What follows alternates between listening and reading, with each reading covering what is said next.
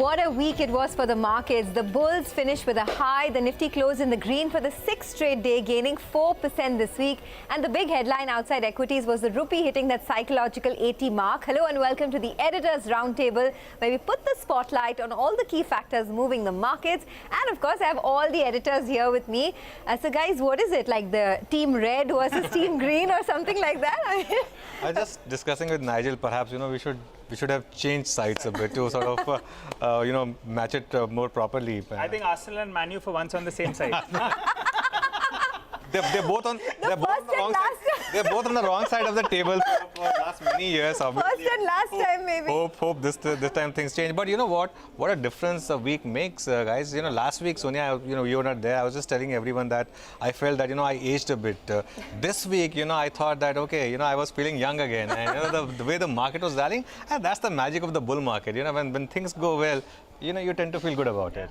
Absolutely. What a run. And, the sense that you got was maybe this was the real deal. The kind of flows that we were seeing, the kind of finishes you were seeing on a day-to-day basis as well. Towards the end of the market, second half, when we were going into closing bell, we were thinking, now we're going to see the big dip. It never really came. Yeah, it didn't come. And finally, FIs are back, right? I mean, I don't know if they're back for good. No one can tell that. But, Anuj, that brings us to the point about the overall market setup, right? So much can change in a week. Now it's what? Up 9% from the lows that we saw in June, and it's quite a bit of ground covered. Absolutely, and the FOMO factor is back, Sonia. Talk to a lot of people. A lot of people are waiting to invest at 15,000.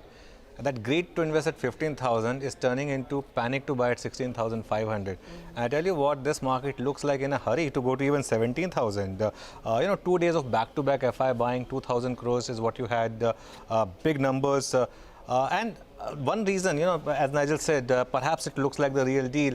The mid-cap index, it's covered 60% of the ground in 1 month flat. The Nifty itself has recovered half of the lost ground. And the Bank Nifty is already at the 200-day moving average. And the market's got some defined leadership. The auto index, for example, this week as well, it was up. This month it was up 8%. It's at new high. The FMCG index is at new high. 6 index stocks new high this month. 5 of them were auto stocks, so something that you track closely, right? So double cheer for you. And of course, one was the FMCG name. And of course, ITC had the last laugh. You remember you had tweeted once about ITC, I'm here for the memes, right? Who has the last laugh now, right? It's ITC. So move over, the meme factory has to find another stock now. And just one last word. On Monday, I think we have a bit of an irritant because we'll react to 30% of index earnings. Yes. I think once that is out of the way, then of course the Fed outcome on 27th.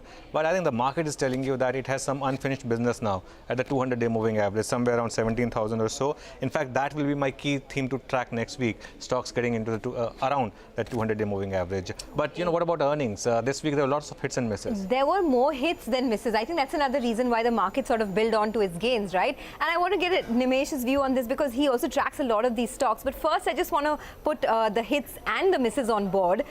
Initially, it was HUL's numbers. The numbers, of course, no problems there. The volume growth was about 6%, so looking pretty good over there. Brokerages raised their target prices on HUL as well. Citi raised it. Macquarie raised their target price.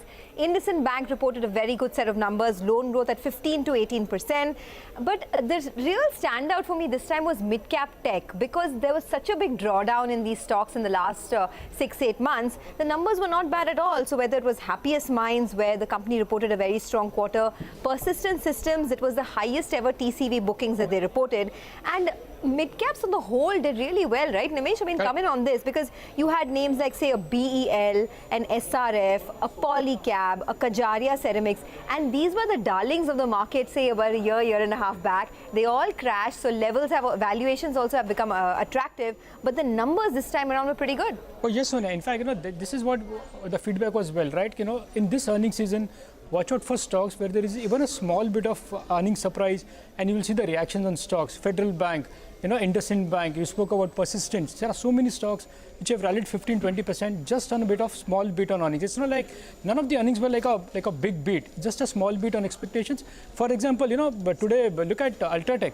I mean, the numbers were not bad. It was not that good, but the stock was up 6%, and it actually rallied. It took the entire cement pack with it, in terms of short covering or whatever you call it. But the entire cement was buzzing in trade today. So that's clearly playing out, and that was the expectation as well. But the big talking point from a dealing point of view, I guess, the return of FI money. We all been talking about on a daily basis this week. So this is the first week after April 22 that we are going to see a net FI bi-weekly figure. That's something which has been a talking point in dealing rooms as well. I spoke to some large insti dealing heads who actually manage a lot of money for the clients, and there are a couple of feedbacks why India turned into a favor this week. One, of course, the falling crude prices. At the margin, that's macro positive, so that's helping the FI sentiment. Second, and the important thing is the way things are happening in China. We've been talking about so many things which are not going in their favor.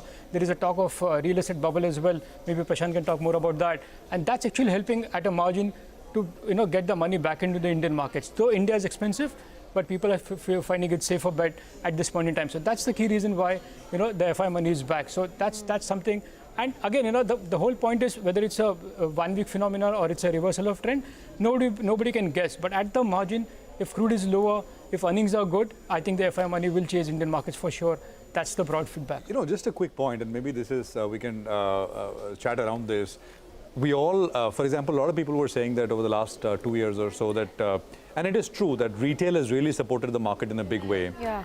But when you think about it, we really want FIIs to be buyers in the market as well, right? I mean, that's when, they are force buyers. They buy as prices go up. I mean, the momentum chasers. The momentum chasers. Yes. So that makes a big difference in terms of price performance.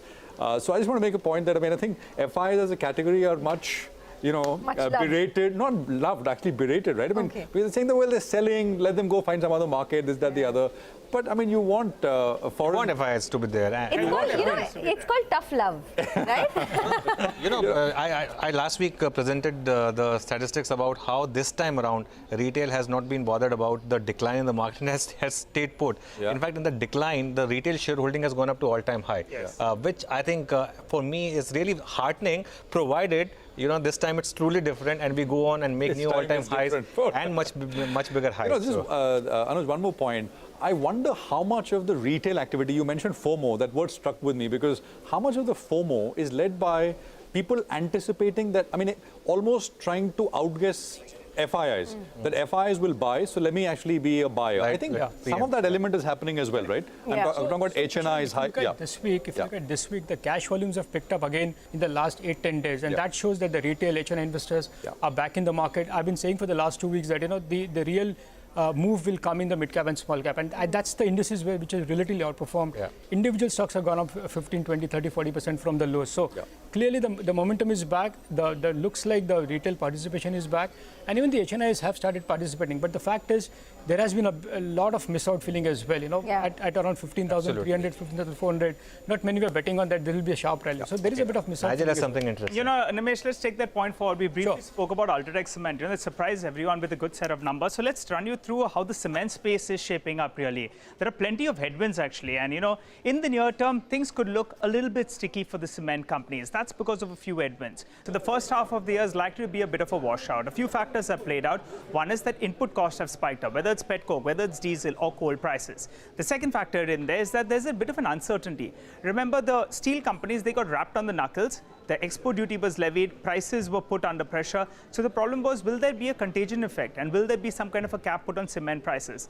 The third factor is that CCI, well, they've really been powerless actually in the last many years. They've been talking about putting penalties, etc. But in terms of financial impact, it's not been a really big impact. The problem is now they have been, taken away the pricing power from some of these cement companies. So that was the third factor at play.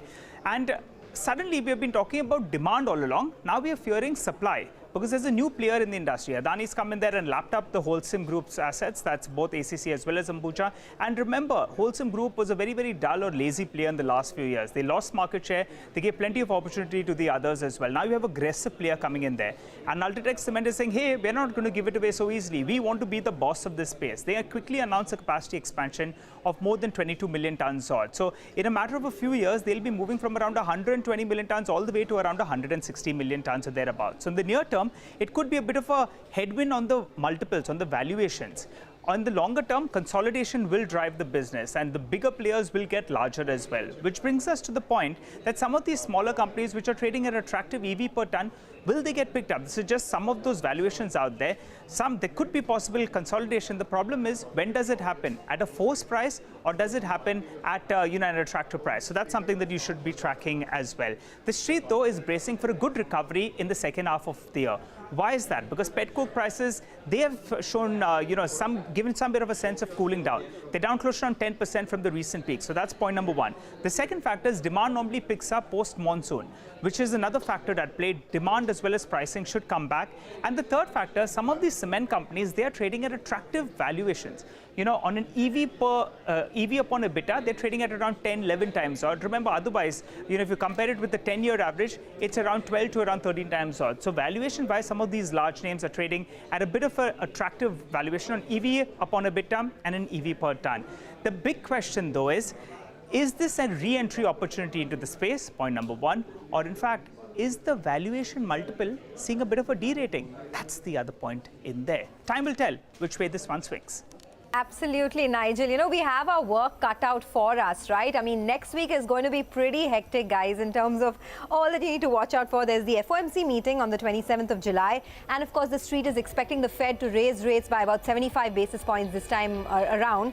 There's the RBI policy from the 3rd August to the 5th of August. And then we have a slew of earnings largely coming through from the auto space. So you have the likes of Bajaj Auto, there's Tata Motors, Maruti, Ashok Leyland, all next week.